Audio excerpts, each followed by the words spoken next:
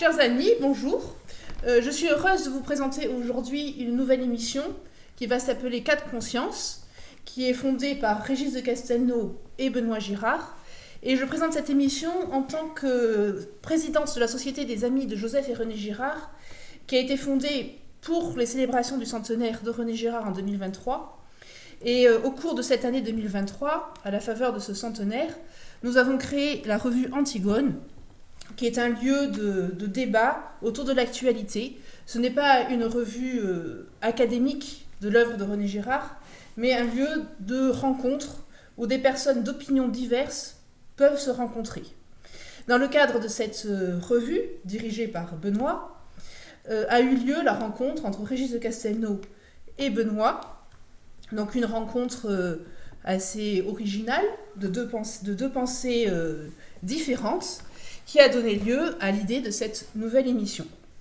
Voilà, donc l'objectif de cette émission est de prolonger l'aventure de la revue Antigone et de permettre la rencontre de personnalités diverses et variées. Alors Régis de Castelnau, bonjour. Bonjour Marie. Vous êtes l'arrière-petit-fils d'Édouard de Castelnau, un éminent militaire de la guerre de 14, donc catholique. Et puis, arrivé à l'âge de 25 ans, vous êtes rentré au Parti communiste, vous avez eu un parcours assez étonnant, vous êtes avocat, et lorsque on ouvre votre fiche Wikipédia, on apprend de drôles de choses sur vous, en particulier que vous êtes complotiste et que vous vous plaisez à relayer des fake news. Alors j'aimerais en savoir un petit peu plus sur vous. Voilà, vous êtes donc le directeur, on peut dire, du blog Vue de droit, et j'aimerais que nos amis de la Société des Amis de Joseph et René Girard puissent en savoir un peu plus sur vous et sur votre présence ici à nos côtés. Merci de me donner la parole. Effectivement, je dirige, le terme diriger, je suis le seul pilote pour l'instant, mais ça peut changer. Je dirige le blog Vue du droit, c'était lui qui initialement a été le premier élément d'une communication que j'ai souhaité il y a une dizaine d'années dans la perspective de mon départ de la profession d'avocat. Aujourd'hui, il s'est diversifié, il a une grosse intervention sur les réseaux et j'ai lancé une chaîne YouTube parce que je considère que c'est un format vraiment pratique il y a maintenant 2 ans et demi qui s'est beaucoup investi dans le travail de réinformation sur la guerre en Ukraine face à la propagande qui déferlait des médias mainstream, mais maintenant elle a pris son rythme de croisière et j'aimerais que nous abordions d'autres sujets, que nous puissions intervenir, et c'est dans ces circonstances que Benoît Girard m'a proposé que nous mettions en place une collaboration. Alors sur ma présentation, effectivement, ma fiche Wikipédia est épouvantable. Ça n'a pas toujours été le cas d'ailleurs. Il fut un temps où elle était élogieuse. Moi, je ne suis jamais intervenu dessus. Mais maintenant, je suis présenté comme quelqu'un d'absolument abominable. Je mens, je suis complotiste. Je passe mon temps à essayer de vicier les élections pour le compte de Vladimir Poutine. Ça ne dit qu'une chose, au-delà des mensonges que ça véhicule, il y a des mensonges spécifiques, ça ne dit qu'une chose, c'est que Wikipédia, en ce qui concerne l'actualité immédiate et sur cette histoire, sur cette question des présentations, des biographies, eh bien, ce sont les agences américaines et leurs relais en France qui ont pris la main. Donc, ne vous y reportez pas. Je crois que sur Internet, si on tape sur Google, on trouvera d'autres occurrences qui permettront d'en savoir un peu plus. Alors, Marie, vous avez parlé de mon ascendance. Édouard de Castelnau, catholique. C'était lui qui était catholique, oui. Hein, bien, pas moi. Moi, j'ai eu une trajectoire différente. Je suis sorti de cette matrice-là de vieille aristocratie militaire. J'ai eu le sentiment d'avoir continué à porter un certain nombre de valeurs dans la trajectoire qui fut la mienne. Aujourd'hui, j'ai décrit quels étaient mes outils d'expression. Aujourd'hui, je me situe toujours de ce côté auquel j'avais adhéré 25 ans, c'est pas un âge de rébellion, hein. C'est un âge de réflexion déjà. Et au moment de passer dans la vie d'homme, j'ai considéré qu'il fallait être de ce côté. J'ai le sentiment de l'être toujours. Alors pour être tout à fait clair, je n'ai aucun lien avec l'actuel Parti communiste français, une espèce de groupuscule sans grand intérêt. Voilà, donc pour ceux qui ne me connaissaient pas, j'ai présenté ces quelques observations. Ceux qui connaissent cette chaîne le savaient déjà. J'aimerais tout de même que vous nous expliquiez un petit peu davantage quelles sont vos relations, quelles relations vous entretenez avec votre enfance et votre famille de départ. Alors, c'est une matrice qui était assez prégnante quand même, assez prégnante.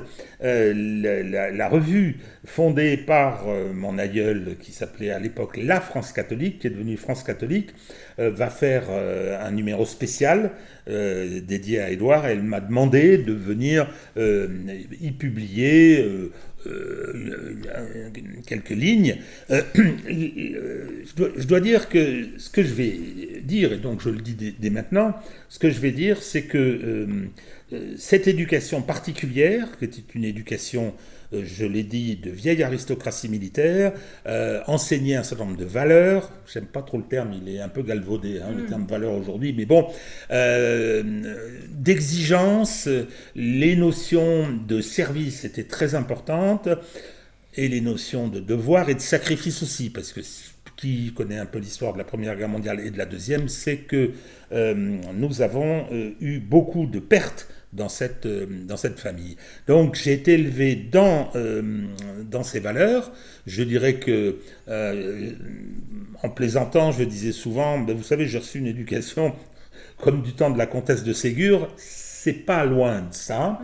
Donc bon, je n'en ai que des bons souvenirs, de même que mon rapport à la religion. Je n'ai pas la foi aujourd'hui, je me considère comme athée, mais je n'ai que des bons souvenirs de mon éducation religieuse. J'ai beaucoup aimé ça, et en aucun cas je suis anticlérical. Voilà un petit peu ce que je peux compléter, c'est-à-dire que ma trajectoire n'est pas contradictoire avec l'éducation que j'ai reçue. Très bien, merci beaucoup. Et donc toi, Benoît, tu es donc le petit-neveu de René Girard, le directeur de la revue Antigone, dont les 2 premiers numéros sont déjà sortis. Donc c'est dans le 2e numéro que Régis de Castelnau intervient. Et tu as écrit un livre qui s'appelle Tragique Espérance, qui est un petit peu fondateur dans ta pensée, le résultat de longues années de travail, de ta rencontre avec René Girard. Et c'est d'ailleurs un petit peu les concepts que tu développes dans ce livre qui sert de matrice à l'entretien que tu as eu avec Henri Guénaud donc dans le Antigone numéro 2. Et j'aimerais que tu nous expliques un petit peu davantage ce qu'il en est, d'où tu viens et comment tu en es arrivé à rencontrer Régis de Castelnau et ce que tu souhaites faire de cette collaboration. Alors peut-être d'abord dire mon émotion de ce moment que nous partageons ensemble cet après-midi, puisque ça fait déjà plusieurs mois que nous en parlons, Régis et moi. En effet, c'est à partir de ce livre Tragique Espérance que j'ai envoyé à Régis que notre dialogue s'est instauré. Et à partir de là, une situation très intéressante sur le plan intellectuel est apparue, dans la mesure où, entre Régis de Castelnau et moi-même, se déploient, je dirais, autant de points communs rassurants que de différences stimulantes, je dirais, pour l'exercice de la pensée. Alors, donc, tu le disais, Marie, moi je suis le petit-neveu de René Girard, ce dont je ne tire évidemment aucune légitimité génétique à avoir un avis informé sur la pensée de René Girard, mais c'est quand même important de dire d'où l'on parle.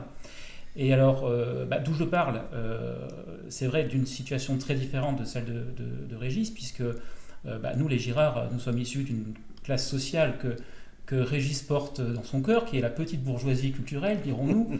Une petite bourgeoisie culturelle, néanmoins, dont il faut dire quelques mots. Nous sommes cet après-midi à Avignon. Et cette petite bourgeoisie culturelle, pour nous, les Girard, elle nous ramène à Joseph, qui était le père de René, notre arrière-grand-père, et qui était vraiment l'archétype du notable Troisième République, un pur produit de la méritocratie républicaine, dirons-nous, et qui a terminé sa carrière comme conservateur du Palais des Papes à quelques centaines de mètres d'ici. Alors, pourquoi je dis ça? Bien parce que bon, il y a des différences entre Régis, entre la famille de Castelnau et la famille Girard, entre Régis et moi, mais il y a aussi un point commun, je trouve, que nous allons explorer tout au long de ces émissions que nous vous proposerons cette année et puis les suivantes, si Dieu nous prête vie et si ce projet rencontre votre adhésion. Le fait que nous sommes, je dirais, les deux pieds dans nos racines, que nous avons, je dirais, une certaine idée de l'héritage, de ce que nous avons reçu et à la hauteur duquel nous devons nous hisser.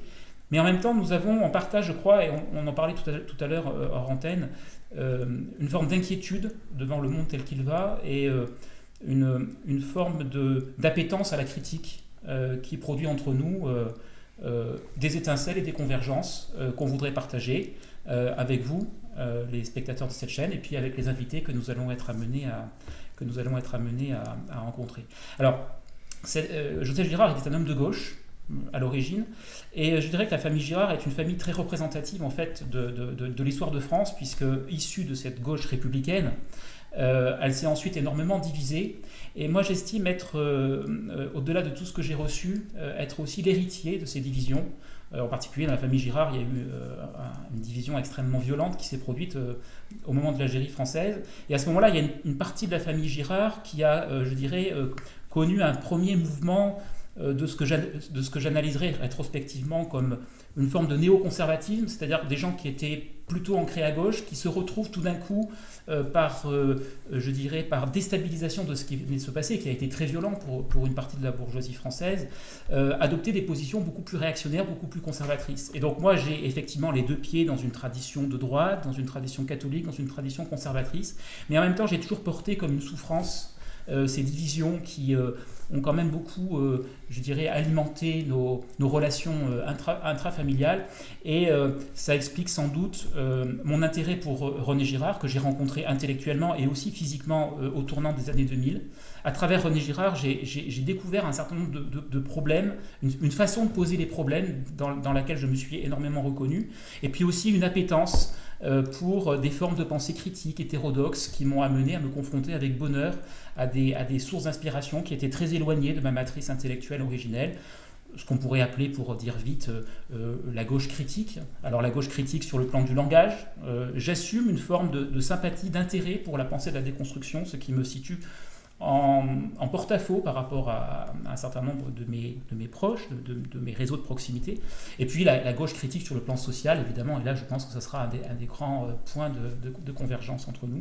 Et donc Antigone est issue de ça, en fait. C'est un parcours, un mouvement de vie, une inquiétude et une forme de passion, comme un objectif en soi, de faire se rencontrer des formes de pensée différentes, non pas au nom du relativisme, mais d'après le postulat que être différents ensemble, c'est s'entraider à aller au bout chacun de nos pensées, et qu'en allant au bout de nos pensées, sans qu'on puisse anticiper ce que ça va donner, il y a forcément quelque chose à partager.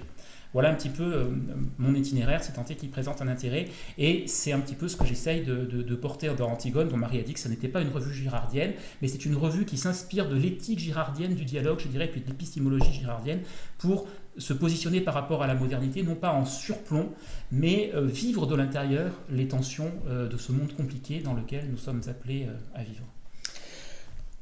Alors, je voudrais décrire comment est-ce que nous sommes entrés en contact. Magie des réseaux. Je commençais à voir sur les réseaux et sur Facebook que j'avais un peu déserté, et je suis tombé sur les posts, c'est comme ça qu'on dit, sur les posts de Benoît Girard. Je me suis dit, tiens, ça c'est effectivement intéressant. Il a emprunté des chemins qui n'étaient pas les miens, pour souvent arriver à des conclusions ou des prises de position qui étaient très intéressantes. Puis en tout cas, qui me convenaient, soyons clairs. Il y avait une dimension sociale que je trouvais importante et intéressante. Et puis, un beau jour, il a pris contact avec moi. Alors j'étais très flatté au début, parce que vous savez, les réseaux, la chaîne YouTube, les émissions, je fais des émissions sur différentes radios, ne permettent pas de savoir et de mesurer l'impact que nous avons. Et donc là, j'étais très flatté quand j'ai vu Benoît se présenter. Alors, je dois dire qu'il a de la suite dans les idées parce qu'il est venu avec des propositions, alors pas arrêter les propositions, des idées et une volonté de coopération. Et effectivement, c'était très stimulant et j'ai beaucoup apprécié cette démarche. Donc, ce que vous allez regarder aujourd'hui et les fois suivantes, c'est un des fruits, il y en aura peut-être d'autres, un des fruits de notre collaboration. Alors, chacun à partir, et je reprends l'expression de Anne-Sophie Chazot, c'est Anne-Sophie Chazot qui me l'a fourni un beau jour, je la trouve excellente, je reviens sur ce qu'est mon lieu d'énonciation. Alors, on a parlé de ma famille, bien évidemment, si je devais trouver une phrase qui résume ce que j'en ai retiré, c'est une pirouette. C'est la phrase « On n'aime pas la bourgeoisie, avec le peuple on peut s'arranger ». Bon, mon lieu d'énonciation, je vais donner 3 noms qui ont eu beaucoup d'importance dans ma vie intellectuelle. Ils ont chacun leurs photos dans mon bureau, derrière moi, hein, ils me toisent. Il y a, pour la science, Charles Darwin, pour la praxis, alors j'allais dire Charles, non, Karl Marx, et pour la politique, ce que je considère être un génie politique, Charles de Gaulle. C'est ceux que j'appelle mes 3 Charles. Donc, je me répète, la science Darwin, la praxis Marx comme outil d'analyse du réel et la politique en tant qu'action, en tant que travail pour rendre possible ce qui est nécessaire. Ça, c'est une citation de Richelieu que j'aime beaucoup parce qu'elle est parfaite. Donc voilà un peu quels sont mes mentors encore aujourd'hui. Merci beaucoup Régis et Benoît de vous être prêtés à cet exercice. Donc là, nous sommes en train de présenter cette nouvelle émission Cas de conscience.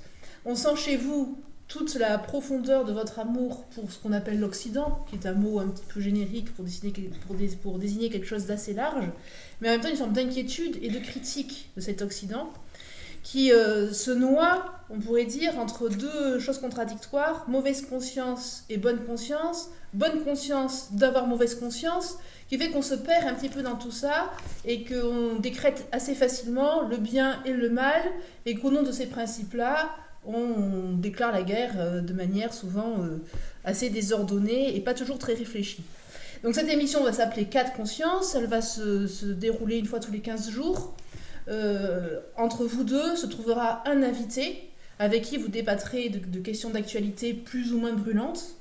Mais j'aimerais un petit peu que vous développiez ce titre d'émission, Cas de conscience, qui est tout de même un nom assez original et qui, je pense, dit beaucoup sur votre façon de voir les problèmes dans lesquels se perd l'Occident, que par ailleurs vous portez dans votre cœur et dont vous êtes l'expression, chacun à votre manière. La parole à Benoît, parce que le titre, c'est de lui. Hein. Alors, pas exactement de moi. L'expression cas de conscience, c'est vrai que quand on crée une émission, la question du titre vient assez rapidement sur le tapis. Et mine de rien, c'est important, puisque ça va donner une couleur au projet. Et à un moment, on se dit, ah, c'est ça qu'il nous faut. Alors, cas de conscience, ce n'est pas moi qui l'ai inventé. En fait, c'est une expression qui m'a été indirectement soufflée par Henri Guénaud, qui m'a accordé un grand entretien dans Antigone numéro 2, que je vous invite à décrire. Et Henri Guénaud et moi, si tant est que je puisse oser me mettre sur le même plan que lui, avons un point commun dans notre lecture de René Girard, parce que c'est un grand lecteur de René Girard, et c'est aussi un grand lecteur d'Albert Camus, c'est notre sensibilité au tragique. Et dans le cadre de cet entretien, que je vous invite donc à décrire, Henri Guénaud fait émerger une opposition toute simple, mais une fois qu'on l'a dans la tête, on ne peut plus s'en passer. C'est une grille de lecture qui est particulièrement efficace pour décrypter le monde compliqué dans lequel nous vivons, ce monde qui change, dont parle régulièrement Régis dans ses vidéos géopolitiques. C'est cette opposition entre cas de conscience et bonne conscience. Et Marie a raison.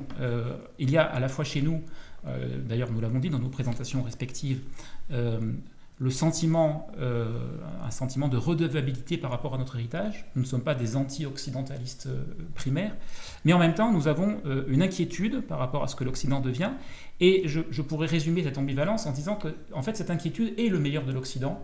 Et c'est ce que donc Henri Guénaud résume en opposant le cas de conscience et la bonne conscience. Et alors le cas de conscience, évidemment, ça m'a tout de suite replongé dans les conversations que j'ai eues tout au long de cette année passée avec Régis. Cas de conscience, évidemment, c'est associé donc, à la notion de tragique. Donc c'est particulièrement en harmonie avec le titre de la revue à laquelle Régis nous fait l'honneur de contribuer. Qu'est-ce qu'il y a comme idée derrière cas de conscience ?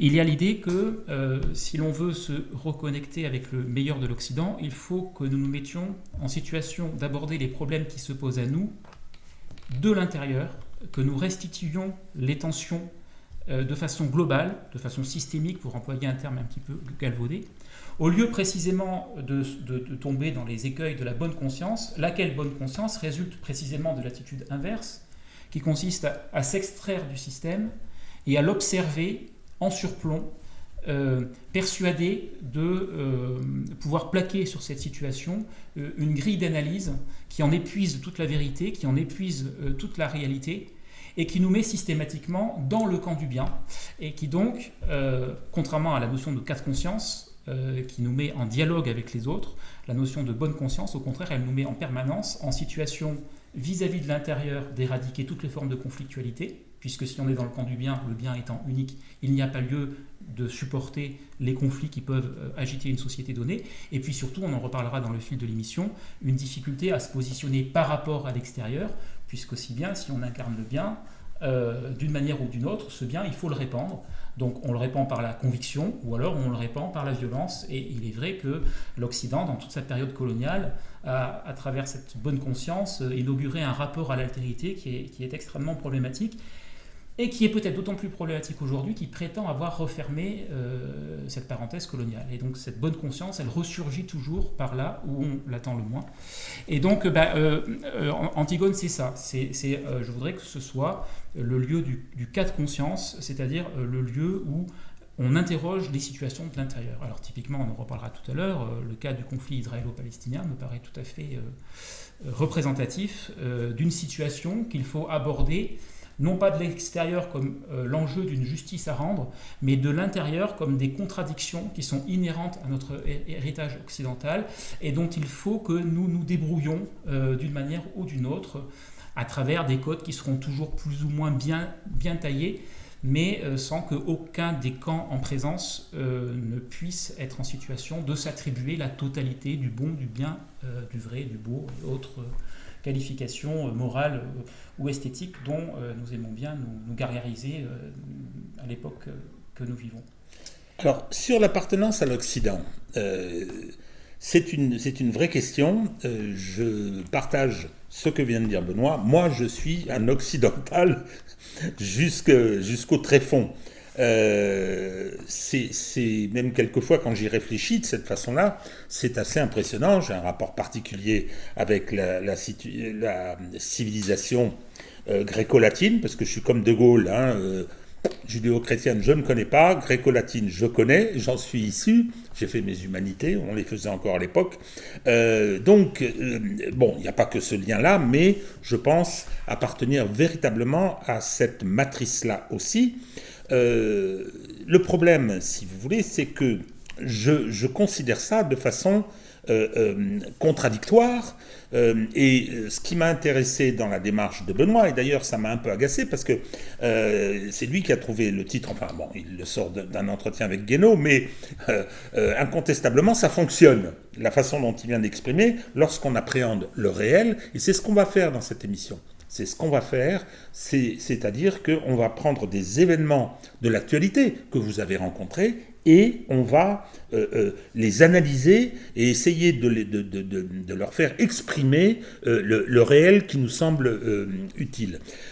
Sur l'appartenance à l'Occident, je crois qu'il y a plusieurs façons de reconnaître cette appartenance, mais il y en a une qui est très mauvaise. Je pense par exemple au discours d'Éric Zemmour lorsqu'il a lancé la campagne électorale des élections européennes, son premier meeting. J'appartiens à l'Occident, qui a tout inventé. Alors c'est-à-dire toute la partie sombre, parce qu'il y en a une quand même partie sombre, toute la partie sombre est évacuée, ils ont inventé quasiment l'humanité. L'homme est issu, tel quel, est issu de la civilisation occidentale. Je considérais que c'était un discours imbécile, mais qui est malheureusement aujourd'hui, qui existe en tout cas.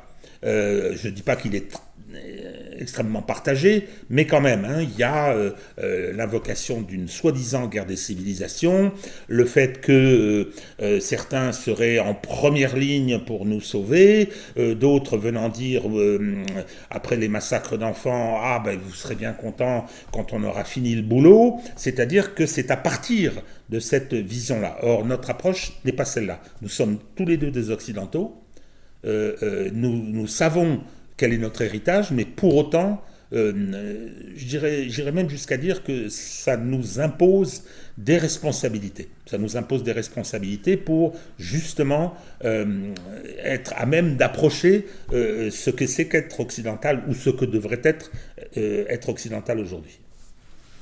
Pour donner peut-être un exemple concret d'un questionnement tragique en lieu et place d'une opposition de bonne conscience, on voit bien par exemple aujourd'hui que l'Occident est, atteint d'une forme de conflictualité interne entre tout ce qui est ressorti au particulier et tout ce qui est ressorti à l'universel. On a un Occident qui est, éradicateur par inclusion, c'est-à-dire que comme il porte la vérité, il faudrait que tout devienne occidental pour réaliser l'humanité émancipée de ses déterminismes sociaux, moraux et ainsi de suite. Ou alors l'éradication par l'exclusion, c'est-à-dire que comme on est supérieur aux autres, on prend la place des autres et on établit nos critères moraux en lieu et place des critères moraux des autres. Et je pense qu'avoir un questionnement tragique, ça n'est pas avoir un regard pessimiste ou avoir un regard catastrophiste ou avoir un regard apocalyptique sur cette situation, c'est considérer ce rapport à l'universel et ce rapport au particulier comme les deux éléments constitutifs de notre matrice culturelle occidentale. Et que la beauté de l'Occident, c'est, sans jamais imaginer qu'on va pouvoir trouver une solution définitive, d'une manière ou d'une autre, faire dialoguer l'universel, parce qu'il y a du beau dans l'universel, il y a de l'émancipation dans l'universel, la capacité à avoir dans toute personne humaine, dans tout individu, une personne dotée de droits inaliénables, c'est un apport de l'Occident et il ne s'agit pas de le renier. Mais il y a aussi du beau dans le particulier. Il est évident qu'une culture, et là René Girard a beaucoup de choses à nous dire là-dessus, une culture ne surgit pas de nulle part. Une culture sans racines dans un contexte historique, sans racines dans des pratiques, sans racines dans une anthropologie, et prétendre s'émanciper de ce particulier-là, c'est en fait, de manière dissimulée, vouloir imposer notre particulier au monde entier. Et donc, voilà un exemple de situation de débat qui aujourd'hui rend précisément le débat compliqué entre les universalistes et les particularistes, entre la gauche et la droite. Alors, je ne suis pas dans le ni gauche ni droite, mais je considère qu'anthropologiquement, nous avons une ouverture à l'universel, quelque chose qui nous vient du christianisme, quoi qu'on pense du christianisme par ailleurs. Et puis, nous avons aussi une histoire, nous avons un héritage, nous avons des traditions familiales, nous avons des traditions culturelles, nous avons une gastronomie. Et ces choses-là sont à harmoniser. Et le tragique est peut-être dans l'harmonie des contraires. Nous avons un passif aussi. Et nous avons un passif, bien entendu. Nous avons un passif assez lourd, mais on ne peut pas réduire l'Occident à ce passif. Je dirais simplement qu'aujourd'hui, il y a une forme d'urgence, parce que cette bonne conscience de la mauvaise conscience, j'aime beaucoup cette présentation de Benoît, cette bonne conscience de la mauvaise conscience qui nous amène de façon faussement contradictoire. Ah oui, regardez, on est capable de s'amender, regardez, on est antiraciste, on est ceci, on est cela, et tout en étant persuadé qu'on peut imposer notre modèle au monde, ce qu'on essaie de faire, ce qui est assez extraordinaire. Le problème, c'est que le reste du monde est en train de prendre congé. Je pense que ça, on est confronté à quelque chose d'assez terrible, c'est-à-dire que le reste du monde ne veut plus de cet Occident-là. C'est-à-dire que, et quand je dis prendre congé, c'est pas qu'il souhaite l'affrontement avec nous, c'est qu'il souhaite faire sans nous. Et ça je dirais que c'est un danger que nous courons. Donc voilà, c'était un peu la présentation de notre démarche. Alors peut-être que, Marie, on pourrait peut-être passer à un élément de la... Mettre notre méthode à l'épreuve de... Oui, voilà, un élément de l'actualité, Élément pardon, c'est ça que je voulais dire, un élément de l'actualité qui me semble effectivement être un objet sur lequel on peut expérimenter cette méthode. C'est une affaire, c'est un fait divers. C'est la fameuse affaire de Mazan, l'histoire de ce mari qui ne s'était pas signalé pendant 50 ans et dont on s'est aperçu, dans un concours de circonstances dont la presse a fait état, dont on s'est aperçu que pendant 10 ans, il avait drogué sa femme et il l'avait offert pour être violée à des gens qu'il recrutait sur Internet. 51 d'entre eux ont été identifiés. Ils sont aujourd'hui poursuivis devant la cour... criminelle. La cour d'assises criminelle. Oui, c'est important de cette nuance parce que c'est plus un jury populaire, c'est un jury de magistrats. La cour d'assises criminelle d'Avignon et le mari qui donnait sa femme à violer est poursuivi et les 51 auteurs de ces viols qui ont été identifiés le sont également. Alors, c'est une affaire hors norme, extraordinaire, qui stupéfie la presse internationale, c'est assez étonnant. J'ai des rapports particuliers avec ce dossier, parce qu'il faut le savoir, et ça a son importance, la personne poursuivie, le mari, le fameux mari, qui s'appelle Pellico, est également poursuivi pour des tentatives de viol avec tentative d'assassinat et pour un viol suivi d'assassinat. C'est-à-dire que, et il y a assez longtemps, et c'est-à-dire qu'au-delà du fait qu'il a donné sa femme à violer, c'est probablement quelqu'un qui a beaucoup plus à se reprocher. Donc, ce qui est apparu dans ce moment, parce que c'est un moment particulier, l'audience. L'audience, c'est au moment où la société, organisée, civilisée, décide d'utiliser sa violence légitime, c'est-à-dire son pouvoir sur les corps.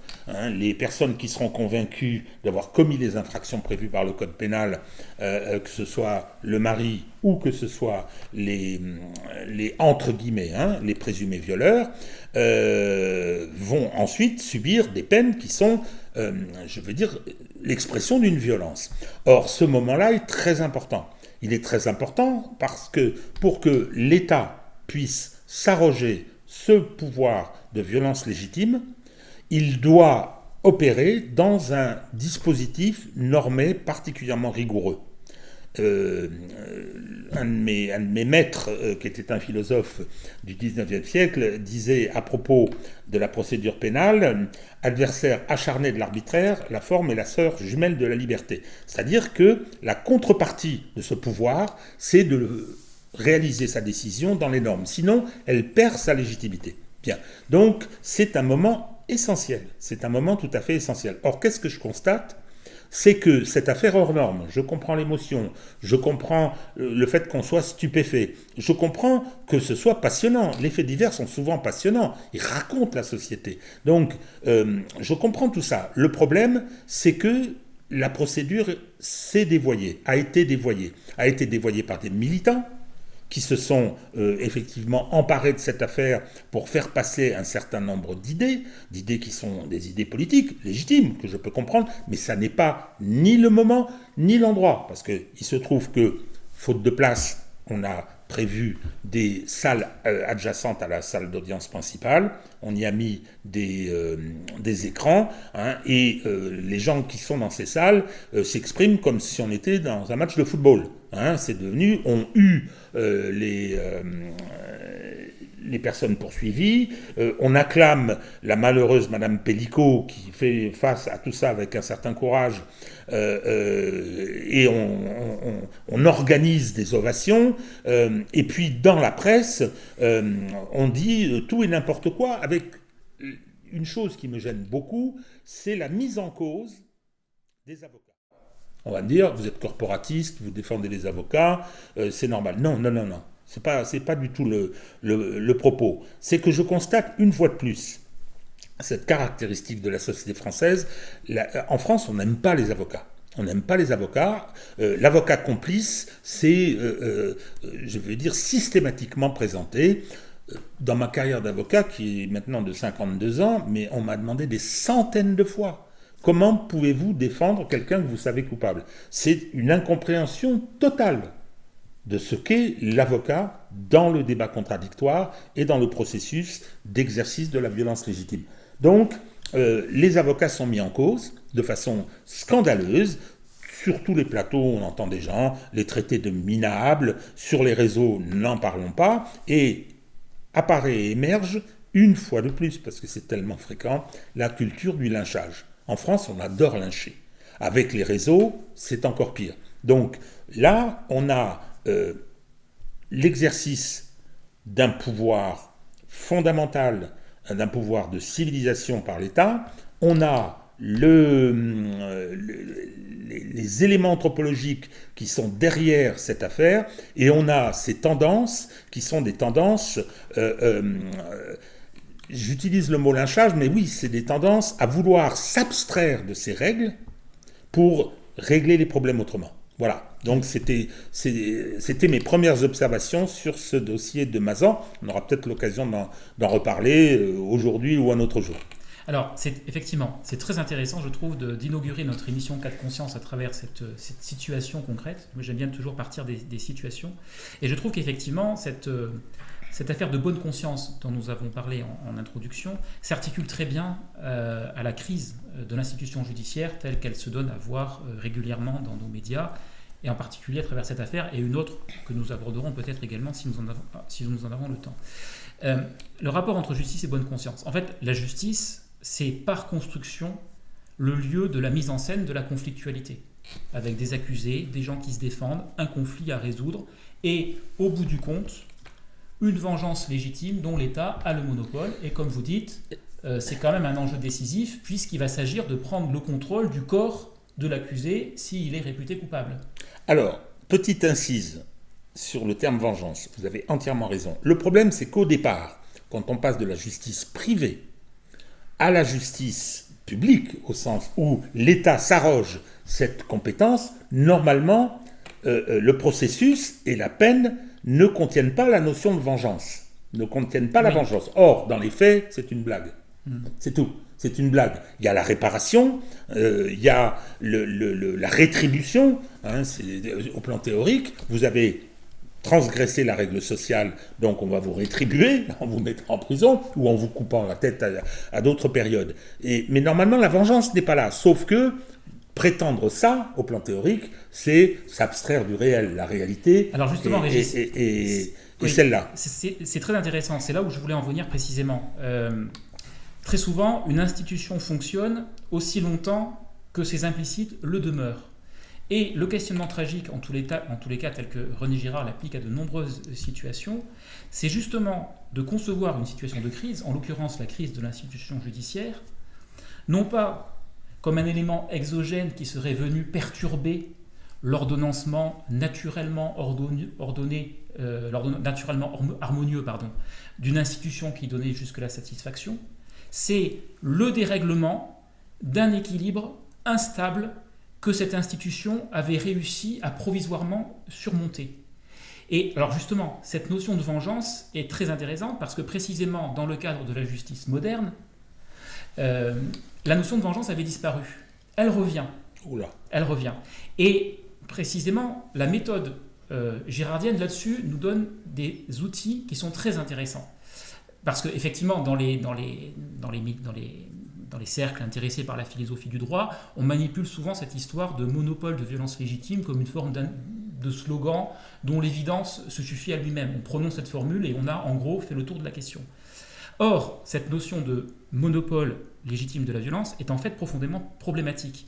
Et il y a là-dessus, dans René Girard, des pages extrêmement étonnantes, dans laquelle il montre que cette situation de monopole de la vengeance légitime, effectivement, est le propre de la modernité, mais est, je dirais, structurellement instable, dans le sens où, dans des sociétés archaïques, si précisément une des parties avait prétendu mettre en place le monopole de la vengeance légitime, ça n'aurait produit qu'une aggravation de la situation, puisque précisément une vengeance appelle la vengeance, et ainsi de suite, jusqu'à la disparition de la communauté. Donc la question n'est pas de savoir si la monopole n'est pas tant de savoir si le monopole légitime de la violence, de la vengeance ou de la violence est en crise, mais de comprendre comment ce monopole légitime de la vengeance ou de la violence a pu être mis en œuvre. Et là, effectivement, on voit toutes sortes de plans d'analyse s'harmoniser provisoirement et aujourd'hui rentrer en crise. Ce que dit René Girard, c'est que précisément, si l'État moderne a pu mettre en place un système de droit fondé sur le monopole légitime de la violence, c'est parce que, sous l'influence de la christianisation de la société, nous étions parvenus à une maîtrise suffisamment sophistiquée de notre propre violence pour que précisément, à partir du moment où on donne le monopole de la violence à une institution qui s'appelle l'État, ça puisse arrêter la violence. C'est-à-dire que ce qui n'était pas possible dans les sociétés archaïques devient possible dans les sociétés chrétiennes. Et alors, ce qu'il est intéressant de relever à cet égard, c'est que ce monopole légitime de la violence, à partir du moment où il s'instaure, il fait oublier ses propres origines. On ne se rappelle plus du pourquoi les sociétés occidentales ont acquis ce degré de maîtrise de la violence qui leur permet précisément de fonctionner sur ce modèle-là. Et je pense que c'est ça qui se produit aujourd'hui. C'est-à-dire que la fragilité du système se manifeste et nous ne savons pas d'où vient le problème parce que nous avons oublié ce sur quoi nous nous étions fondés pour résoudre le problème de la violence. Et donc nous avons une confusion entre des plans qui demandent à s'articuler mais que nous n'arrivons plus à articuler, à savoir le plan de la justice, qui est peu ou prou le plan de la violence, le plan de la morale, et le plan de l'amour chrétien, qui est en fait la déconstruction de la notion même de culpabilité. Et donc aujourd'hui, quand nous sommes en face d'un accusé dans la cour de justice, nous ne savons plus, en fait, sur quel plan nous nous situons. Nous mélangeons en permanence le plan de la justice, avec toute cette rigueur de fonctionnement qui lui permet d'être efficace et que nous sommes en train d'oublier pour régresser à des pratiques de lynchage qui nous ramènent à des situations archaïques, mais sans que ça n'ait l'air d'alerter personne, la question de la morale, et puis la question de la déconstruction, si vous voulez, de la notion même de culpabilité, mais qu'on voudrait faire assumer par la justice, alors que la justice n'est pas le lieu de la morale ni de la déconstruction de la notion de culpabilité. Vous voyez ce que je veux dire ? Et donc, je pense qu'aujourd'hui, c'est ce qui se passe. C'est-à-dire que nous sommes, pour reprendre la formule de Chesterton, nous sommes tous, que nous le voulions ou non, pétris d'idées chrétiennes devenues folles, et nous appliquons à des institutions des critères que ces institutions ne sont pas faites pour assumer. Et donc, la justice n'est plus le lieu ordonnancé du conflit avec toute une série de ritualisations, des avocats, des gens qui défendent, etc. La justice est devenue le lieu où des victimes portent sur leurs épaules toute la bonne conscience de la société, et à partir de là, la justice ne peut plus passer, puisque aussi bien toutes les institutions, en particulier l'institution de l'avocat, qui sont là pour prendre la défense de la victime, quelle que soit la gravité des crimes qu'il a pu commettre.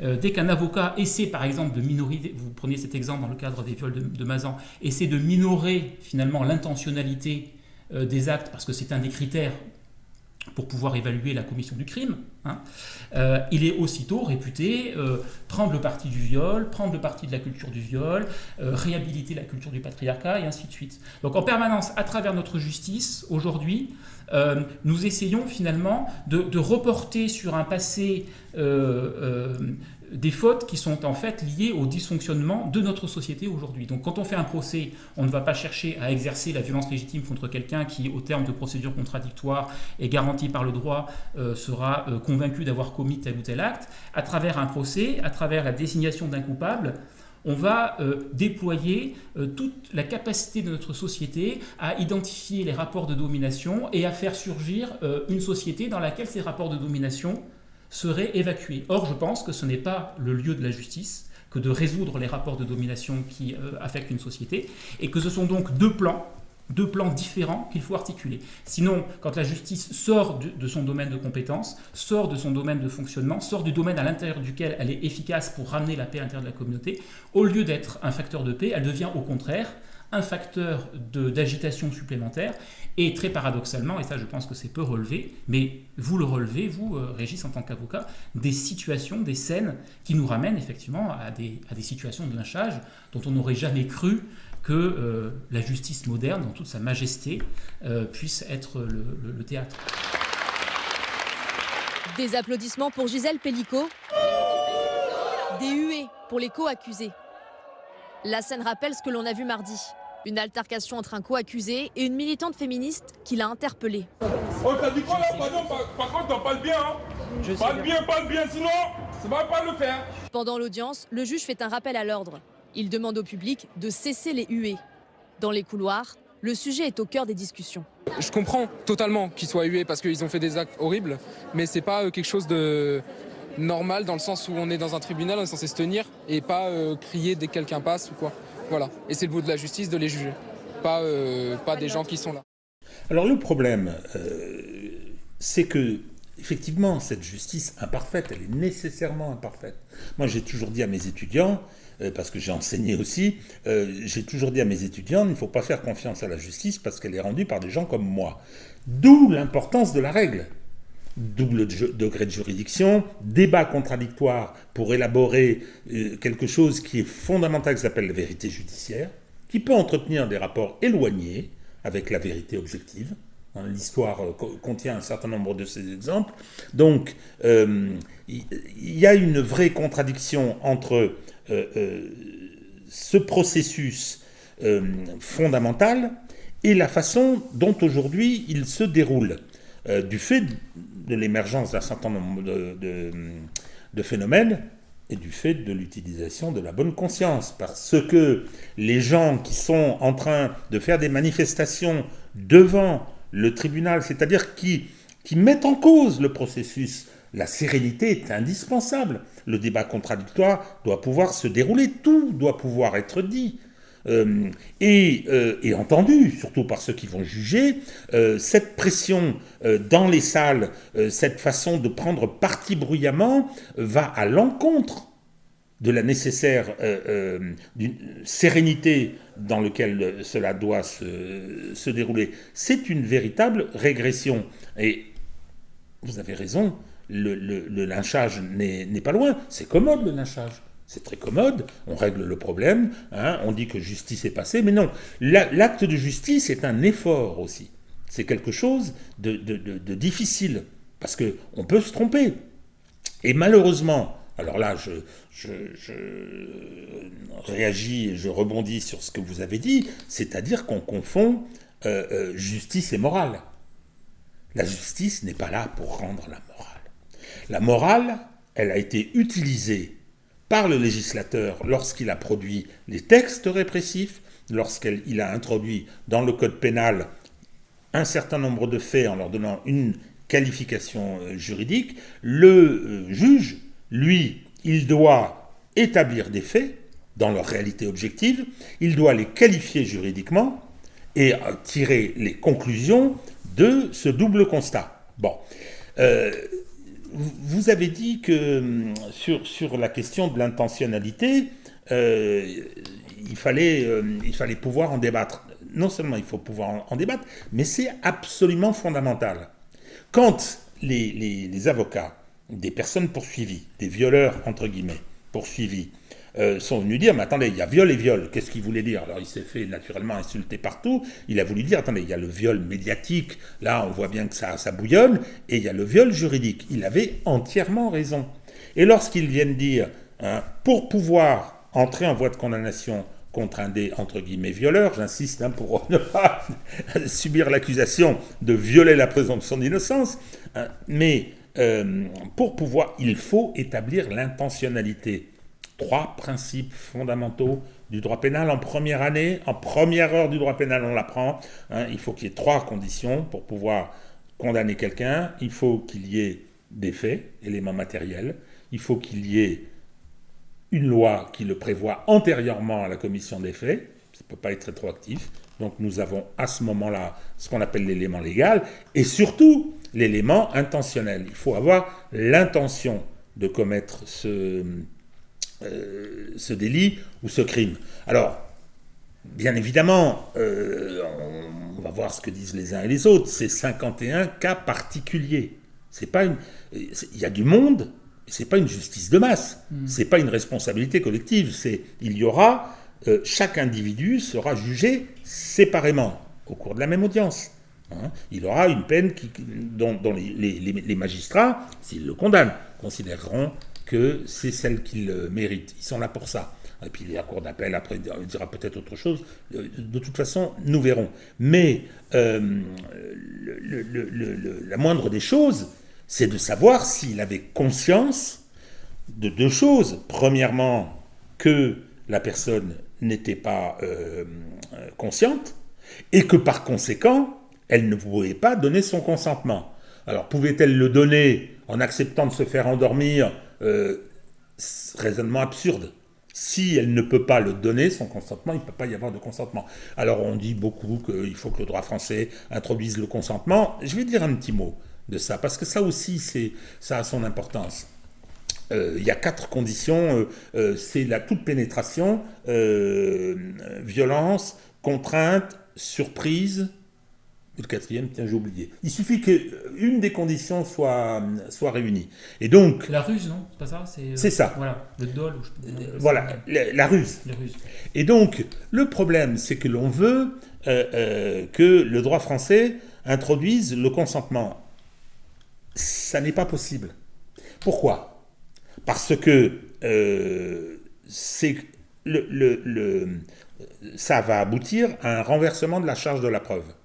La personne dit « je n'étais pas consentante ». Donc, monsieur, c'est vous qui êtes poursuivi, prouvez qu'elle était consentante. Renversement de la charge de la preuve, c'est pas possible. C'est là aussi un principe tout à fait fondamental. C'est la raison pour laquelle je considère que le droit français se débrouille pas si mal.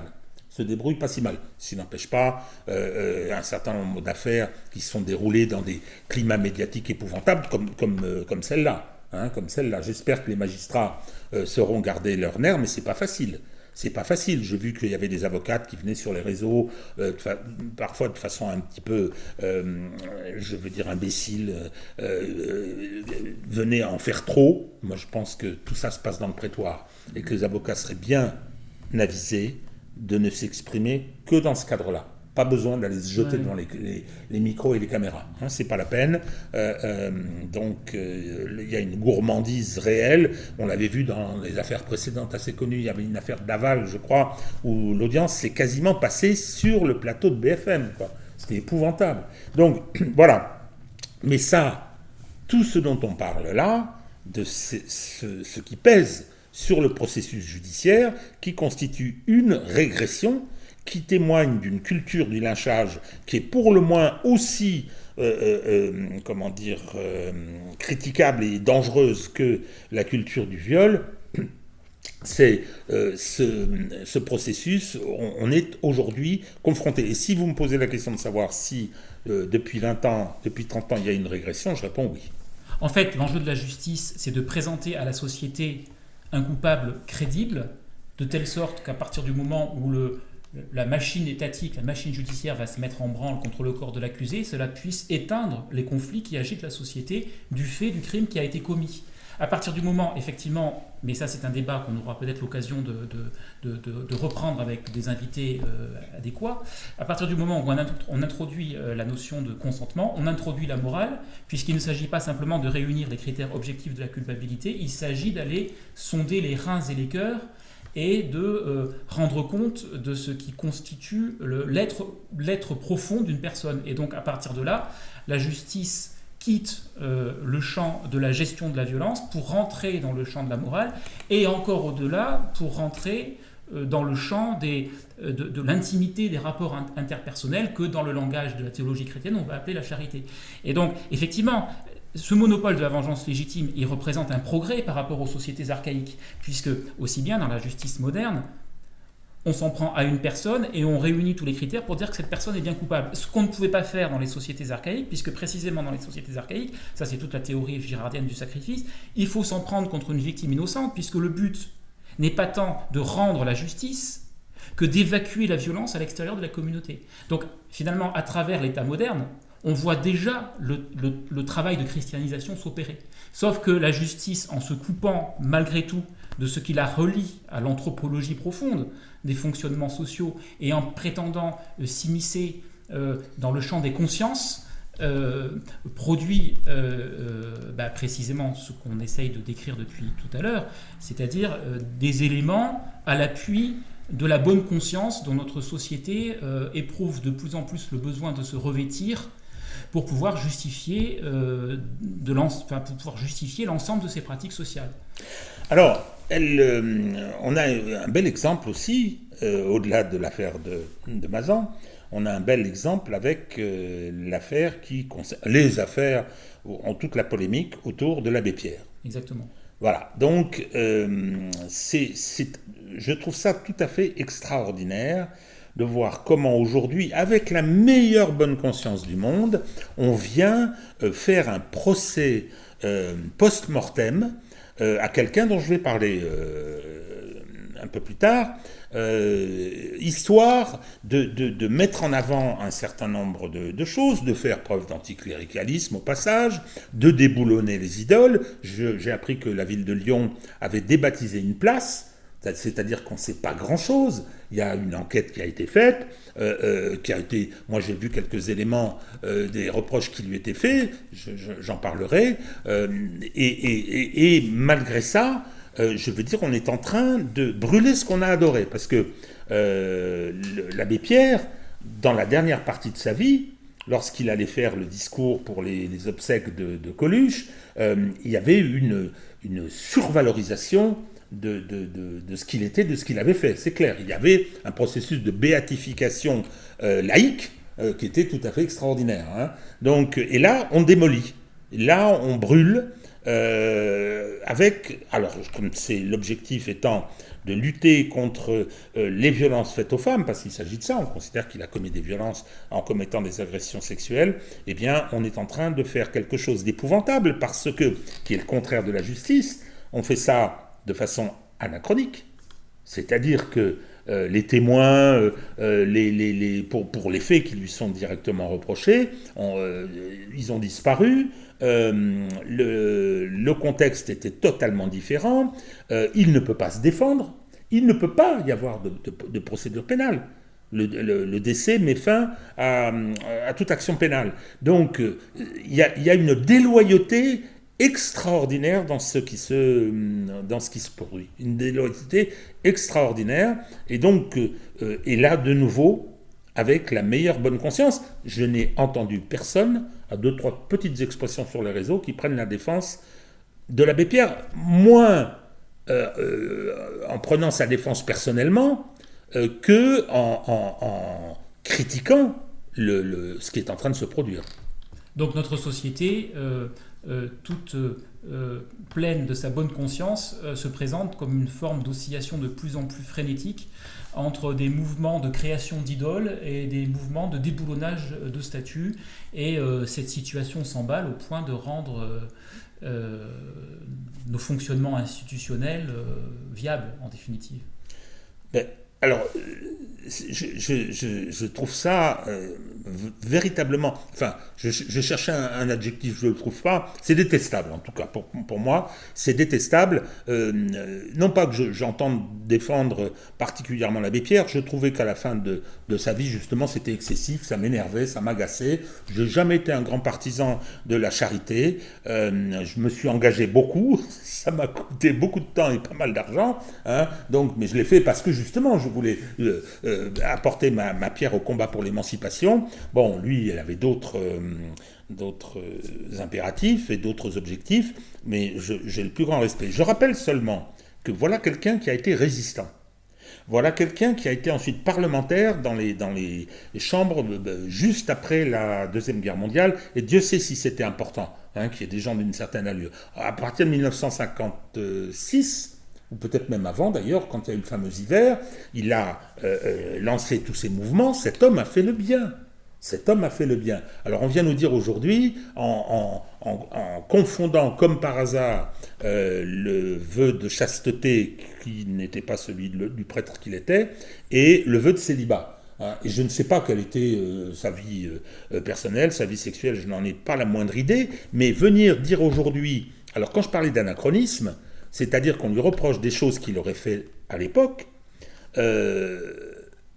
dans un contexte qui n'a rien à voir avec celui d'aujourd'hui. Fort heureusement, les agressions sexuelles, c'est autre chose aujourd'hui que ce que c'était il y a 30, 40 ou 50 ans. Heureusement, il y a eu MeToo. Et MeToo, je suis personnellement assez favorable à ce mouvement. C'est-à-dire qu'il faut que la femme change, le statut de la femme change dans le regard des hommes. Je trouve que c'est une bonne chose. Et ce qui, à l'époque, était désagréable peut-être, je ne sais pas, mais ne constituait pas la preuve. Il n'y a pas eu de plainte à l'époque, il y avait des remarques, il y avait toujours cette confusion chasteté-célibat, mais c'est comment dire, si personne ne s'est manifesté, alors on va dire c'était l'importance, c'était l'autorité dont il pouvait bénéficier, peut-être, mais la justice, il ne peut pas y avoir de justice si justement elle n'est pas immédiatement saisie. Les délais de prescription, aujourd'hui le délai de prescription pour des atteintes sexuelles sur mineurs, il est de 30 ans à partir du moment où le mineur devient majeur. C'est-à-dire que ça peut monter à 35, 40 ans. Mais on ne peut pas juger. La prescription sert à ça. La prescription, elle sert à juger dans les meilleures conditions. Dans les meilleures conditions, et je suis désolé, juger quelqu'un 30 ou 35 ans après, je ne parle pas des faits historiques. Je ne parle pas de la Shoah, je ne parle pas des crimes imprescriptibles. Ils ne sont pas imprescriptibles uniquement à cause de leur gravité. Ils sont imprescriptibles parce que il sera possible de faire un procès légitime. Ce qui n'est pas tout à fait la même chose. Bon, là, vous avez donc abordé la question de la justice à travers cette question de la bonne conscience, mais vous êtes rencontrés autour d'Antigone numéro 2, pour lequel vous avez écrit un article sur le conflit israélo-palestinien, donc, qui concerne le rapport de l'Occident avec la géopolitique qu'elle mène à l'intérieur d'elle-même ou à l'extérieur d'elle-même, je sais pas comment le dire. Est-ce que vous pourriez nous dire quelques mots assez rapidement, puisque l'heure tourne, sur ce conflit israélo-palestinien qui est aujourd'hui un sujet extrêmement brûlant, qui agite énormément les passions, qui divise les familles. Un petit peu, pour moi, ça me ferait un petit peu penser à la question de la guerre d'Algérie, avec des propos extrêmement violents de part et d'autre, avec le fait que chacun utilise le crime ou les bonnes actions du camp opposé ou de son camp pour justifier d'être du bon côté du manche, etc. Donc j'aimerais un petit peu vous entendre à ce sujet. Alors c'est le conflit, effectivement, le conflit israélo-palestinien. Là, on enchaîne sur la géopolitique. On a vu les tensions internes à la société occidentale. Maintenant, on regarde un peu l'Occident dans sa relation avec son ailleurs, va-t-on dire. Effectivement, le conflit israélo-palestinien, c'est un exemple tout à fait parlant de ce que peut donner une géopolitique fondée sur la bonne conscience. Puisque quand on regarde le récit médiatique qui est déployé à propos du conflit israélo-palestinien, on constate que c'est un récit médiatique qui est fondé de manière pratiquement unanime sur la figure de la victime. Et à travers la figure de la victime, sur ce qui est l'anti-victime, qui est le terrorisme. Donc c'est un conflit dont on s'est rendu incapable de rendre compte en dehors des catégories de la morale.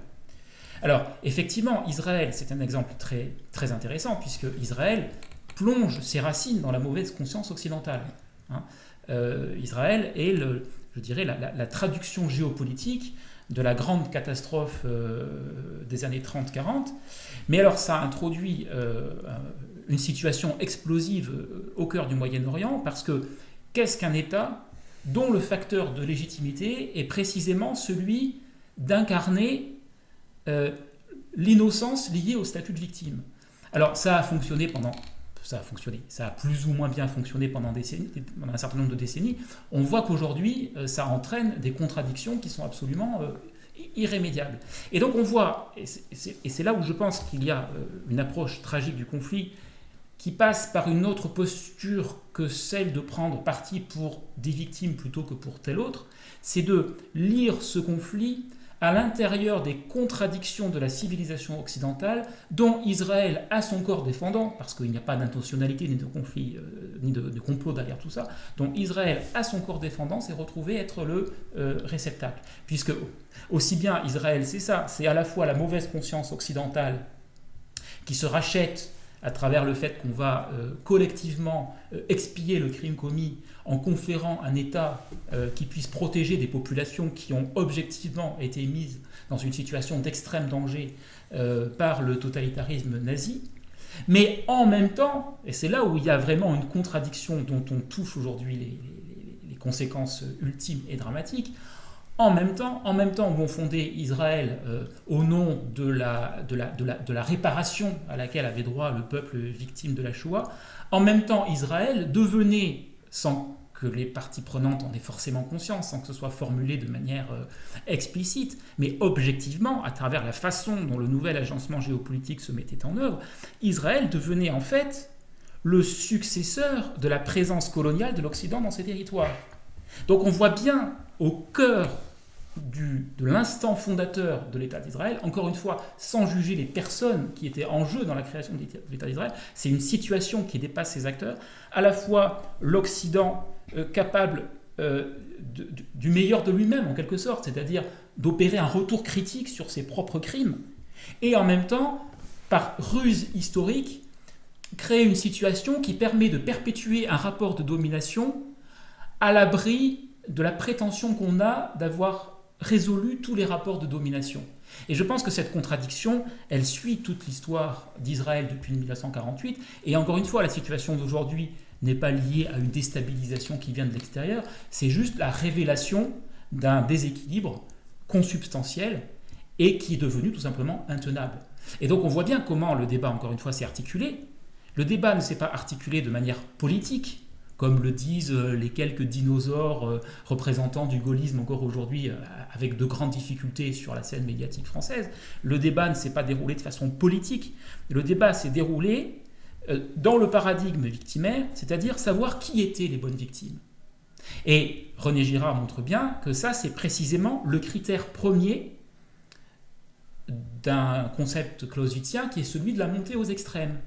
À partir du moment où la guerre devient strictement défensive et devient la prétention de chacune des deux parties à prendre le parti des victimes, à cet instant-là, il n'y a plus d'histoire, il n'y a plus de politique, il n'y a plus de géopolitique, il y a tous les droits qu'on peut s'attribuer au nom du fait qu'on défend les bonnes victimes. Et il y a des passages absolument fabuleux dans H.V. Clausewitz, qui est le testament intellectuel de René Girard, où il montre qu'en fait, la geste nazie elle-même a été rendue possible au nom de cette prétention d'Hitler à prendre le parti des victimes. En fait, si tout l'Occident s'est retrouvé impuissant face à Hitler, ça n'est pas simplement pour des questions d'incompétence du personnel politique. C'est simplement parce que le traité de Versailles était déjà une façon de faire advenir la morale dans le droit international. On a exercé une forme de vengeance vis-à-vis de l'État allemand, et ensuite on a laissé Hitler s'installer dans une posture victimaire, c'est-à-dire de la réparation d'une situation qui avait été injustement attribuée au peuple allemand. Donc on a là comme une espèce de condensé de toute l'histoire occidentale qui se joue sur littéralement une tête d'épingle. Donc dans Antigone, pour revenir à votre intervention, et ensuite je vous passe la parole Régis, l'enjeu n'était pas d'organiser une foire d'empoigne entre des pro-israéliens et des pro-palestiniens, entre des gens qui vont dire « oui, les Israéliens, le 7 octobre, sont les victimes », il ne s'est rien passé avant, et donc au nom de ce statut de victime, ils peuvent déployer absolument toutes les armes de l'état d'exception. Mais je dirais que même s'ils ne sont pas en position d'aller au bout de cette prétention, le même danger guette le camp adverse. Le fait de définir des Palestiniens comme uniquement sous le regard du statut de victime n'est pas non plus de nature, à mon avis, à faire émerger une solution politique palestinienne. Et alors, c'est sur la base de cette analyse-là que moi j'ai été très, très impressionné par nos échanges, puisque, y compris dans des milieux girardiens, alors même que René Girard a fait du tragique et de cette réflexion sur le statut de victime, le cœur même de sa réflexion, et je pense ce qu'il y a de plus stimulant pour nous aujourd'hui dans le débat contemporain, j'ai vu des girardiens s'affronter précisément au nom du statut des bonnes victimes. Qui étaient les bonnes victimes ? Voyez, et c'est comme ça que moi je vous ai proposé de répondre à cet article de Marc Anspach, et que j'ai senti en vous, et vous allez me dire si je surinterprète, mais justement j'ai senti en vous cette capacité à prendre sur vos épaules, le terme est peut-être un petit peu excessif, mais enfin en tout cas à assumer par votre plume, par les mots que vous employez, une forme de douleur que vous inspire la situation, puisque c'est pour ça que c'était utile qu'on se présente. Vous ne vous exprimez pas, contrairement à des images complètement fallacieuses qu'on répand à votre sujet, depuis une espèce de droite réactionnaire qui aurait des rapports plus ou moins mal digérés avec l'antisémitisme des années 30. Au contraire, vous venez du communisme, vous m'aviez confié le rôle important que vous aviez joué dans l'écriture de la loi Guesso. Cette mauvaise conscience occidentale par rapport au crime nazi, c'est quelque chose qui irrigue profondément votre réflexion personnelle. Et en même temps, vous êtes capable de voir comment, au nom de ce statut de victime qu'on s'arroge, on peut produire une forme d'auto-destruction de ce que l'Occident a de meilleur. Et donc c'est pour ça que j'ai tenu à vous donner la parole.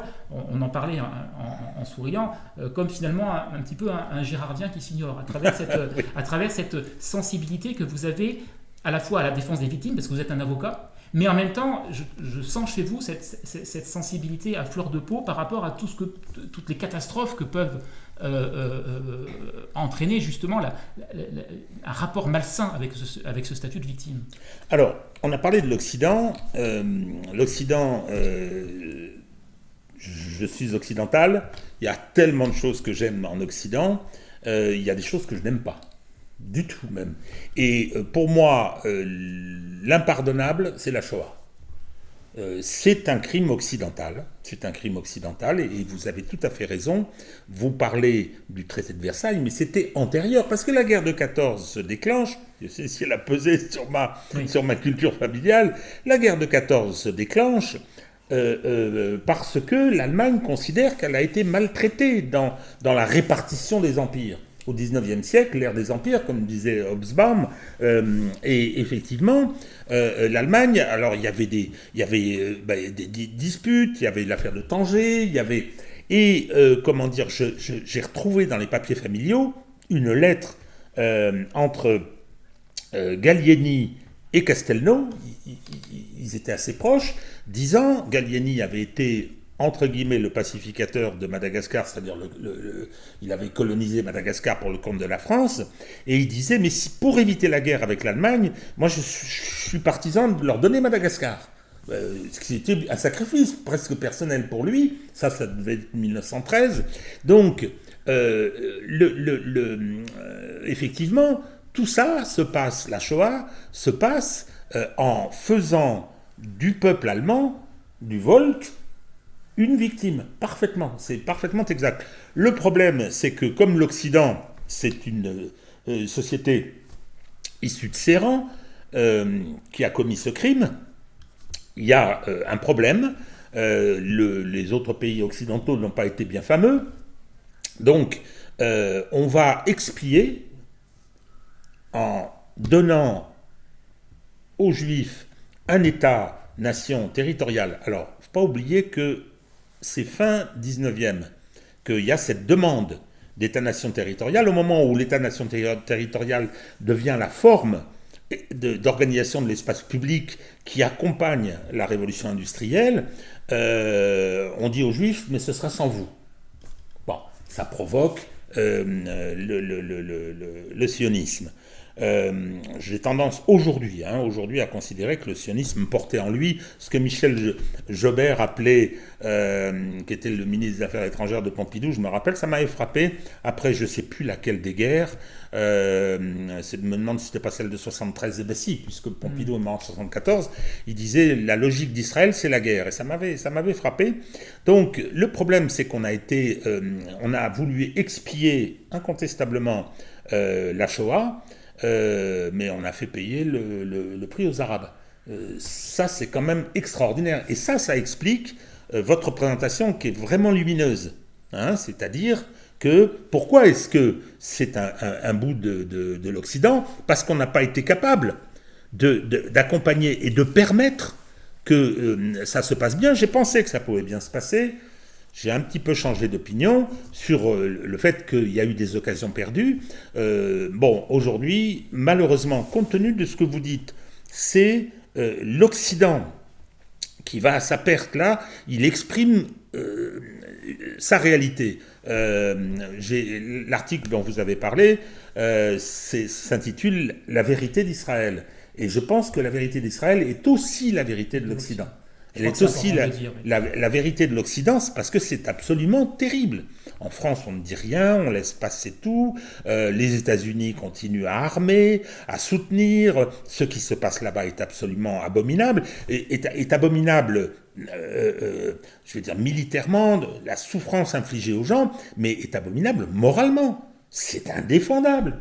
C'est indéfendable. Moi, j'ai rompu avec des amis. J'ai dit, écoutez, si vous n'êtes pas capable de condamner le massacre de Gaza, qui est juridiquement, et j'insiste, pas la première fois que je le dis, qui au regard des conventions de 47 est un génocide, si vous n'êtes pas capable de condamner ça, on n'a plus rien à se dire, quoi. Il y a quelque chose de détraqué chez vous qui fait que, alors ça peut être de la lâcheté, ça peut être aussi de la conviction, et Dieu sait s'il y en a. Je dirais que je suis plus indulgent avec mes amis juifs, parce que c'est quelque chose de compliqué. C'était la phrase que m'avait dit le pédiatre de mes aînés, avec ce qu'on a subi. Il était séfarade d'ailleurs, mais ça ne change rien. Avec ce que nous avons subi, on a droit à une résidence secondaire, ce que je trouvais... c'est une belle formule et à laquelle j'avais souscrit à l'époque. Donc, le problème étant aujourd'hui que, dans la mesure où c'est aussi la vérité de l'Occident, avec ses excès, avec cette horreur. C'est un État voyou, paria, qui viole le droit international tous les jours, mais désormais dirigé par des voyous. Netanyahou est un voyou. Ben Gvir, Smotrich sont des voyous. Je suis tout à fait désolé. Alors, heureusement, il y a des personnes extraordinaires qui sont le rempart de l'antisémitisme. Je pense à Gideon Levy, Norman Finkelstein, il y en a plein d'autres, et qui sont formidables. Donc, mais je pense que ce qui est en train de se passer, avec notre soutien, ce sera la fin d'Israël. C'est l'avis d'Emmanuel Todd. Je ne sais pas quand, je ne sais pas comment. Et Marie, vous avez parlé de la guerre d'Algérie. Il se trouve privilège de l'âge. Quand même, il faut bien qu'il y en ait quelques-uns. C'est que j'avais 12 ans au moment de l'indépendance. J'appartiens à une famille, je suis né au Maroc. La famille de ma mère était installée au Maroc et donc européen vivant en Afrique du Nord. Et mon père a fait des séjours en Algérie, donc je me rappelle très très bien de tout cela. Au mot près, on retrouve les mêmes mots, vous avez raison, au mot près. Et le même aveuglement. Et je crains la même fin. Quand, je ne sais pas. Mais, et donc, c'est la puissance de la bonne conscience. À cette occasion, c'est quand même extraordinaire. On en revient au point de départ. Qui s'enracine dans la mauvaise conscience d'avoir laissé faire la Shoah. Ouais. Mais je pense qu'on retrouve aussi cette double... Cette bonne et mauvaise conscience à l'intérieur même de la politique française, où on est toujours en train de lutter contre le fascisme, mais au long duquel on applique certaines pratiques politiques pour le moins étonnantes, si ce n'est un peu farcesque ou même grotesque dans ce que l'on vit actuellement à travers la recherche d'un hypothétique gouvernement soutenu par 40 députés. Voilà, donc est-ce que vous auriez quelques mots à nous dire à ce sujet? Alors moi je vais commencer, puis après je vais passer la parole à Benoît, parce que en préparant, il a eu quelques phrases que j'ai trouvées là également lumineuses. sur le rôle de ce front républicain. Cette accusation de la nécessité de faire rempart à un fascisme et de fermer la porte aux barbares qui arrivent. Tout l'été, j'étais tellement exaspéré par ce qui s'est produit. Non pas que j'ai envie que le RN arrive au pouvoir, c'est pas le problème, mais d'abord, il y a 11 millions de personnes qui ont voté pour eux, qui ont été traitées, mais plus bactères, aucun poste à l'Assemblée nationale pour le premier groupe, 140 députés représentant 11 millions d'électeurs, etc. Et je considère que la gauche, le NFP, avec, comme d'habitude, Mélenchon à la manœuvre, sont venus sauver Macron. Et les entendre aujourd'hui se plaindre de cela, je trouve que c'est quand même gonflé. Et ce d'autant que la surenchère dans l'expression de leur opposition à Macron, la saisine pour une destitution, je serais ravi que Macron soit foutu dehors, mais je n'y crois pas pour l'instant, c'est une façon d'effacer les traces. C'est une façon d'effacer les traces. Vous l'avez porté au pouvoir en 2017, vous l'avez réélu en 2022, vous venez de le sauver une fois de plus, la gauche, entre guillemets. Eh bien, je suis tout à fait désolé. En nous présentant Castex et en rajoutant sur l'opposition, vous essayez de vous débarrasser de ce qui est quand même un éléphant au milieu du salon. Vous êtes les soutiens. Vous avez passé une alliance électorale avec Macron pour la 5e fois consécutive. Donc ça, il n'y a pas à en sortir. En fait, je pense que la lutte contre le fascisme, conformément à une dialectique qu'on a essayé d'illustrer à travers plusieurs thèmes cet après-midi et sur laquelle on reviendra avec nos invités dans les semaines à venir, la lutte contre le fascisme est en fait une modalité mythologique de dissimulation du fascisme réellement existant. Et en fait, ce à quoi nous assistons aujourd'hui, c'est qu'à l'abri de cette bonne conscience ou de ce jeu pervers entre bonne et mauvaise conscience, l'objet démocratie a profondément muté.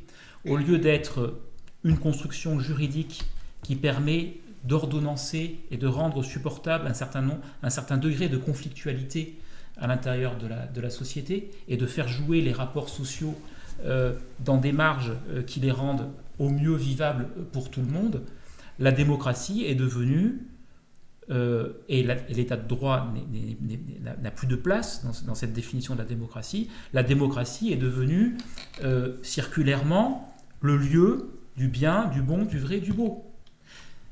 Et pour revenir au chapitre géopolitique qu'on a évoqué à l'instant, on assiste à des renversements, à des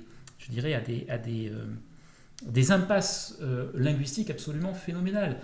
Aujourd'hui, n'est plus démocratique un État qui répond à un certain nombre de critères dans sa façon, par exemple, d'appliquer le droit international. C'est parce qu'on est une démocratie, parce qu'on s'est fait reconnaître ce statut selon des critères qui sont ceux de la morale et de l'amour universel, que, par conséquent, un certain nombre d'actes deviennent démocratiques. Ce qui est un renversement qui est, pour le coup, fasciste. Et j'en vois un exemple dans la manière, par exemple, dont les médias occidentaux, et français en particulier, puisque c'est ceux-là que je fréquente le plus, rendent compte des actes de piraterie internationale dont vient de se rendre coupable l'État d'Israël en allant biper des moyens civils de communication. Puisque c'est Israël, et puisqu'Israël est du côté des bonnes victimes, le fait d'aller piéger des outils de communication et de cibler aveuglément des adversaires militaires, mais également des médecins, des civils, des enfants, est traité dans les... Je regardais la une du Monde hier après-midi, c'est traité un petit peu comme la façon dont on traiterait les derniers gadgets dans James Bond, quoi. Une espèce de regard indulgent et sympathique. Et je trouve que ce renversement du concept de démocratie et d'état de droit est en fait le lieu où se sécrète à l'intérieur du bloc central, de ce que certains ont appelé l'extrême centre, moi ce que j'appelle le fascisme réellement existant. Alors, pour autant, et ne laisser subsister aucun malentendu, si vous voulez, j'applique ma méthode tragique jusqu'au bout. Imputer le fascisme au bloc central, ça n'est pas exonérer le Rassemblement national de dérives qui participent, et même LFI, deux pratiques qui contribuent précisément à l'émergence de ce même fascisme. Je ne dis pas c'est eux les vrais fascistes et eux par contre ne le sont pas. Je ne cherche pas à innocenter les uns au détriment des autres. Simplement comprendre que le fascisme, contrairement à une lecture mythologique que toute une historiographie du XXe siècle a pu laisser accroire, le fascisme, ça n'est pas un monstre qui survient de l'extérieur et qui s'empare d'une société.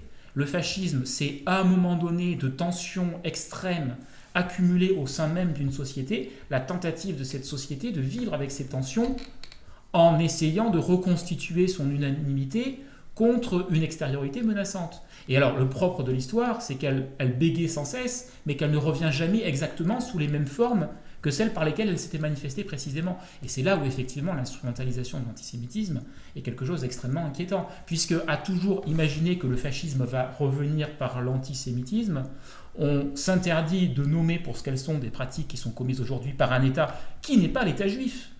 En fait, je pense qu'il faut contester à l'État d'Israël le statut d'État juif, l'essentialisation, et du côté de ceux qui disent que l'État d'Israël est un État juif.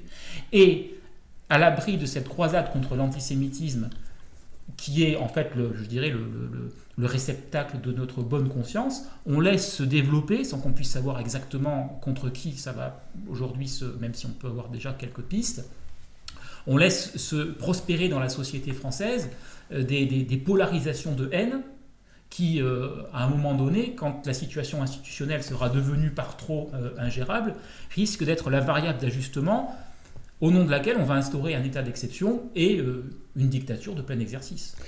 Alors, ça, c'est effectivement une définition que je considère comme lumineuse. C'est-à-dire que le théâtre antifasciste du barrage républicain est le masque du fascisme réellement existant, ou la façon de le masquer.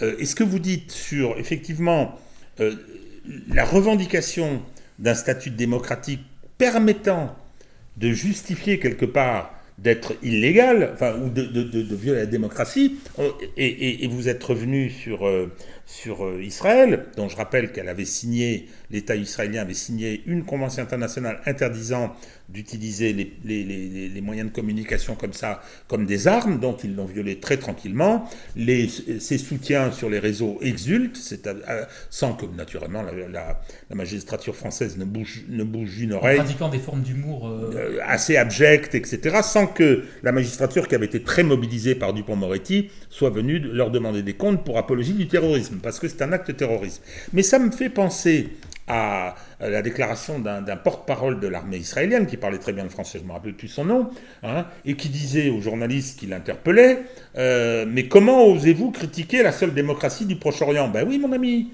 la société sud-africaine d'apartheid était très démocratique. Les Blancs, ils votaient, ils étaient élus massivement. Donc là, en l'occurrence, quand la Cour internationale de justice vous dit que vous occupez illégalement des territoires dans lesquels vous avez mis en place l'apartheid, que l'Assemblée générale de l'ONU vous dit « sortez maintenant », naturellement, ils ne sortiront pas. Comment osez-vous me demander ça alors que je suis la seule démocratie du Proche-Orient ? En ce qui concerne la France, c'est un petit peu de même nature. On viole la Constitution, on a des ministres qui sont totalement illégitimes, que personne n'a élus, etc., que le Parlement ne peut pas controler, et qui gouvernent depuis 3 mois. Enfin, ministre démissionnaire est devenu un critère d'inamovibilité. Oui, et ils sont sur tous les plateaux, etc., c'est absolument insensé. Mais il n'y a pas que ça, il y a énormément de choses. Moi, je vois avec beaucoup d'inquiétude les choses qui s'effondrer. Et on a quelqu'un qui est arrivé au pouvoir par un coup d'État en 2017, c'est Emmanuel Macron, je pense l'avoir établi dans mon livre. Je parle de la partie judiciaire, je ne parle pas du reste, parce qu'il y a eu du reste, mais aujourd'hui, vous comprenez, c'est le président démocratiquement élu, il a été démocratiquement réélu en 2022, c'est incontestable, par conséquent, il peut faire ce qu'il veut. C'est assez fantastique. Et d'ailleurs, Bernard-Henri Lévy a produit un tweet qui nous permet peut-être de conclure l'émission et qui ouvre sur beaucoup d'émissions à venir, absolument incroyable, dans laquelle il reproche les gens qui contestent d'une manière ou d'une autre les formes de compromis institutionnels, la créativité institutionnelle dont font preuve nos institutions aujourd'hui, comme étant une atteinte au sacré. Donc là, il y a, je pense... moi, si j'étais à la place d'Emmanuel Macron, je m'inquiéterais, puisqu'on en parlait hors émission, et ça peut être une façon de résumer tout ce qu'on vient de dire. René Girard avait aussi une formule lumineuse, je trouve, pour traduire ce que c'est que le sacré. Il est criminel de tuer la victime parce qu'elle est sacrée, mais c'est parce qu'on a tué la victime qu'elle devient sacrée. Donc est-ce que c'est cet avenir-là que Bernard-Henri Lévy promet à Emmanuel Macron ? Peut-être n'est-il pas conscient de la portée incalculable de ses propres propos. Mais la méconnaissance est un élément essentiel dans la mythologie. Avec ce personnage, on peut tout craindre. Bon. Alors, qu'est-ce qui conclut ? C'est Marie. Je vais d'abord vous dire que nous vous retrouvons dans 15 jours avec Henri Guinaud, qui nous fait l'honneur de partager avec vous la prochaine émission. Voilà. Et pour le lancement de cette nouvelle émission, nous vous proposons une offre des 2 premiers numéros de la revue Antigone, donc avec en particulier un article de Régis de Castelnau, et donc le livre de Benoît Girard, Tragique Espérance, pour le prix de 55 €. Voilà, et puis évidemment, vous pouvez vous abonner à la revue Antigone, acheter le numéro 1 et le numéro 2 de manière séparée en vous rendant sur la page de la revue Antigone sur le site de la Société des Amis de Joseph et René Girard, dont vous trouverez l'adresse en description. Et puis je laisse la parole pour conclure. Bon, eh bien, je vais conclure. Chers amis, c'était la première émission. Je pense qu'on a été assez prolixe. Trop. Mais toujours. On a été prolixe pour vous exposer quel était notre objectif, notre ambition plutôt. L'objectif, on verra si on l'atteint. C'est-à-dire une approche qui soit une approche de l'actualité, mais à partir d'analyse utilisant des concepts. Alors, les concepts girardiens, pour ce qui concerne Benoît, moi, c'est plutôt une approche marxisante, bien sûr, pour essayer de faire dire au réel auquel on assiste ce qui le travaille en profondeur, et essayer peut-être un peu de faire de la prospective, en sachant que c'est le meilleur moyen de se tromper. Donc voilà, alors merci de votre indulgence. N'oubliez pas de faire ce qu'il faut faire d'habitude. Vous mettez des pouces, vous mettez des commentaires si vous voulez. Enfin, il y a tout le travail pour... s'abonner. Vous vous abonnez, bien sûr. Le travail des algorithmes, il faut l'aider. De l'intelligence artificielle, il faut s'en servir pour que ce soit vu par le plus grand nombre de personnes, sachant que nos positions, vous l'avez constaté, au travers d'un sujet ultra sensible qui est celui de la Palestine, sont un petit peu à contre-courant. On va continuer, ça on ne changera pas. On va poursuivre ce travail, on va continuer à s'exprimer, à faire de la réinformation, et on a par conséquent besoin de tout votre soutien.